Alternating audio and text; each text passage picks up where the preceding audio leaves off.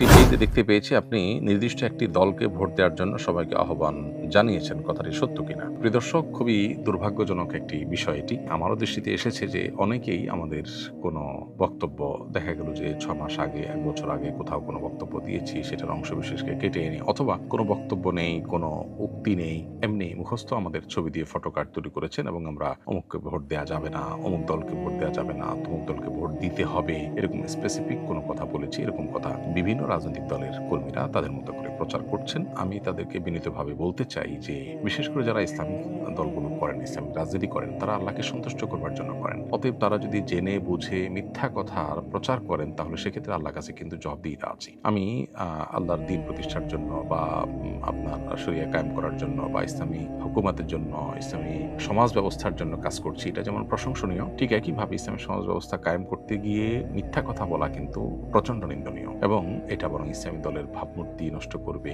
আলেমুল আমাদের ভাবমূর্তি নষ্ট করবে, দিনদারদের ভাবমূর্তি নষ্ট করবে, সেটা বরং ইসলামী শরিয়া বা ইসলামী সমাজ ব্যবস্থার পথে অন্তরায় হয়ে দাঁড়াবে। এই জন্য যারা এই কাজগুলো করছেন তাদের উচিত আল্লাহকে ভয় করা। আপনি ইসলামিক দলের জন্য মিথ্যা বলে সেটা জায়েজ হয়ে যাবে না। যেমন ভাবে মসজিদের জন্য যদি আপনি কারোর জায়গা দখল করেন তাহলে সেক্ষেত্রে আল্লাহ আপনাকে সওয়াব দিবেন না, বরং আপনার গুনাহ হবে। অতএব মসজিদের হয়ে যদি কারোর জায়গা দখল করা জায়েজ না হয়, ঠিক একইভাবে কোন ইসলামিক দলের হয়ে আপনি কারো না মিথ্যাচার করতে পারেন না। অথবা অনইসলামিক দলেরও অনেকে আছেন এই কাজ করেন, তবে ইসলামিক দলগুলোর প্রতি মানুষের প্রত্যাশা যেহেতু বেশি থাকে, অতএব তারা কোনো মিথ্যা বললে বা কারোর পরে কোনো মিথ্যা কথা ছড়ালে, কোনো অপতথ্য ছড়ালে, প্রোপাগান্ডা করলে সেটা আরো বেশি গর্হিত হয় এবং চোখে পড়ে। তো সেই জায়গা থেকে আমি আমার ভাইদেরকে অনুরোধ করবো যে এই জাতীয় প্রচার প্রচারণা থেকে তারা যেন বিরত থাকেন। আমরা মৌলিকভাবে একজন মুসলিমের প্রতি আমাদের যে আহ্বান থাকা উচিত, নির্বাচন কেন্দ্রিক যে সমস্ত অনাচারগুলো হয়ে থাকে, সেটা প্রার্থী করুন কিংবা ভোটার করুন, সেগুলো থেকে আমরা মানুষকে বারবার বিরত থাকবার জন্য অনুরোধ জানিয়েছি। এর বাইরে একজন ইমানদার আল্লাহর কাছে তার জবাবদিহিতার বোধ যেন তার মাথায় থাকে, তার প্রত্যেকটা কাজের জন্য আল্লাহর কাছে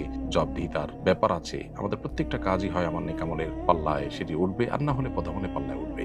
সে বিষয়গুলো আমাদের বিবেচনায় রাখতে হবে, সে বিষয়ে আমরা বিভিন্ন সময় আহ্বান করেছি। অতএব আমাদের কোনো কথাকে নির্দিষ্ট কোনো দলের পক্ষে কিংবা নিজের প্রতিপক্ষ দলের বিরুদ্ধে ব্যবহার করা, এটা একেবারেই গর্হিত এবং অনুচিত কাজ। এই সমস্ত ভাইদের আল্লাহকে ভয় করা উচিত।